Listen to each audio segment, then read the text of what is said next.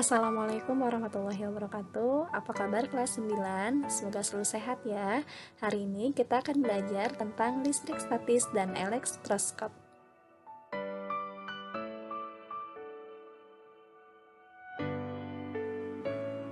Tujuan pembelajarannya, setelah selesai melakukan proses pembelajaran hari ini, diharapkan kamu dapat membedakan konsep benda netral, benda bermuatan positif, dan benda bermuatan negatif dengan benar, membuat elektroskop sederhana sesuai prosedur dan kreatif, serta menganalisis gejala listrik statis pada cara kerja alat elektroskop sederhana.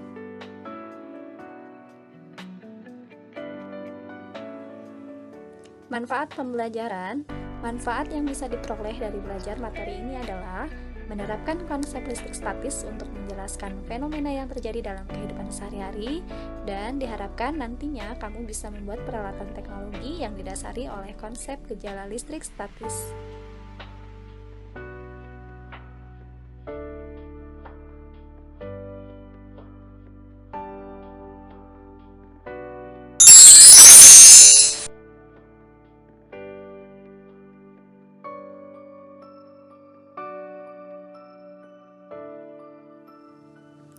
Listrik statis, listrik tidak mengalir.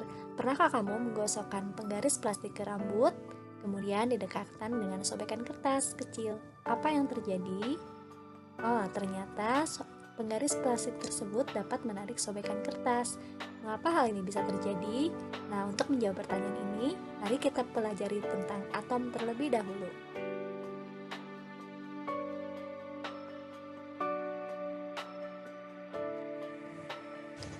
Sebuah benda tersusun oleh partikel, contohnya penggaris. Nah, partikel ini kalau kita ambil satu, itu disebut sebagai atom.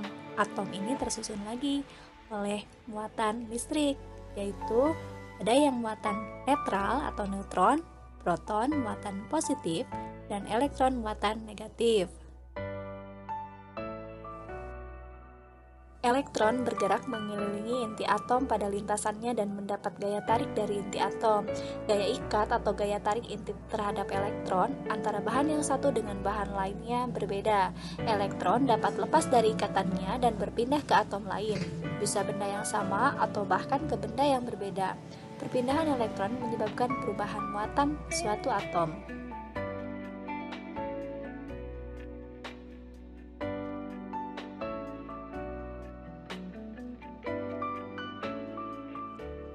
Coba analisis berdasarkan gambar, deskripsikan perbedaan ketiga atom tersebut. Ya, berbeda di elektronnya. Gambar pertama, elektron jumlahnya sama dengan proton, maka disebut atom netral. Yang kedua, kekurangan elektron, maka atom disebut bermuatan positif.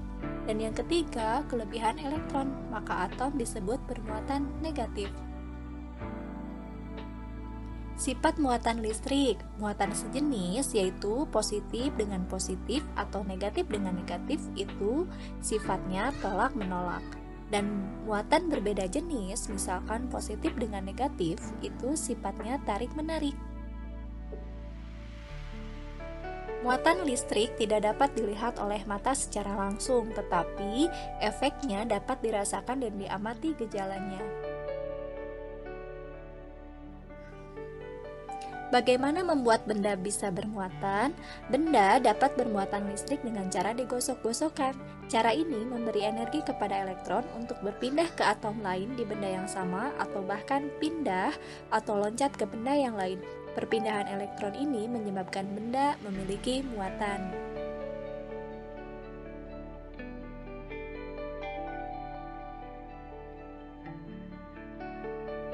Benda bermuatan listrik. Perhatikan ilustrasi gambar. Berdasarkan jumlah proton muatan positif dan elektron muatan negatif, coba analisis perbedaan ketiga benda A, B, dan C. Ya, benda A, jumlah protonnya sama dengan elektron, maka benda disebut benda netral.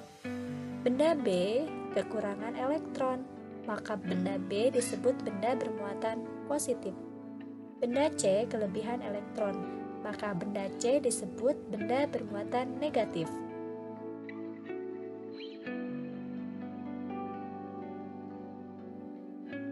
Benda bermuatan listrik dapat menarik benda bermuatan netral. Masih ingatkah kamu, penggaris plastik dapat menarik sobekan kertas kecil?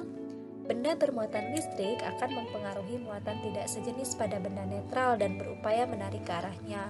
Akibatnya, pada benda netral terjadi pemisahan muatan. Peristiwa ini disebut induksi listrik.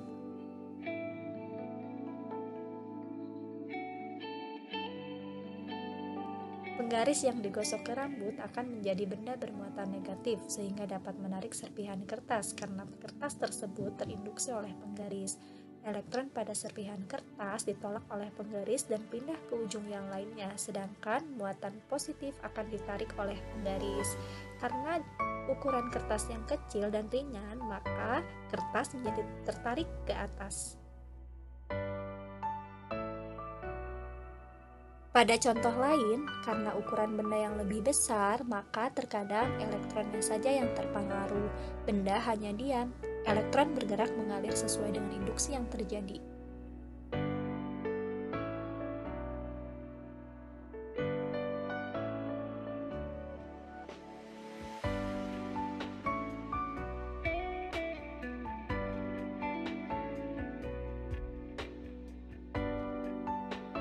Elektroskop adalah alat yang digunakan untuk mengetahui muatan listrik pada benda.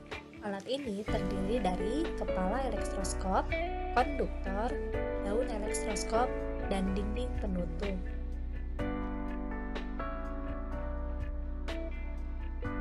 Prinsip kerja elektroskop. Pada saat elektroskop netral, daun elektroskop akan tertutup. Pada saat elektroskop didekatkan dengan benda bermuatan, daun elektroskop akan terbuka.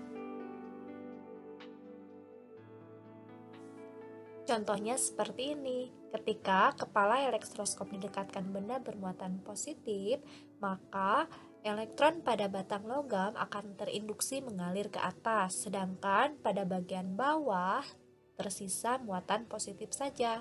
Karena positif dengan positif adalah muatan sejenis, maka daun elektroskop akan tolak-menolak atau saling berjauhan.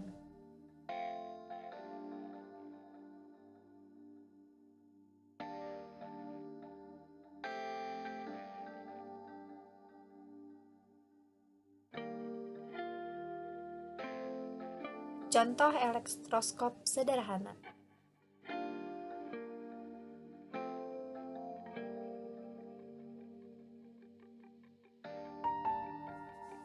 Tugasmu hari ini adalah buatlah elektroskop sederhana dengan kriteria 1. Dapat berfungsi dengan baik, yaitu bisa menunjukkan gejala listrik statis, dibuat dengan rapi dan menarik.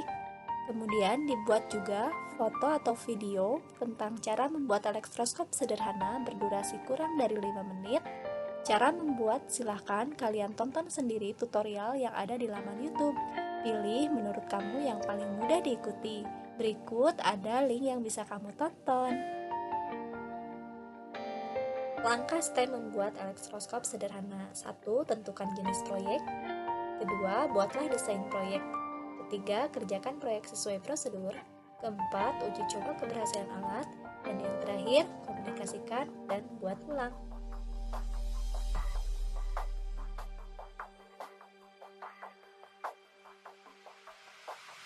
Latihan soal, jawablah soal berikut.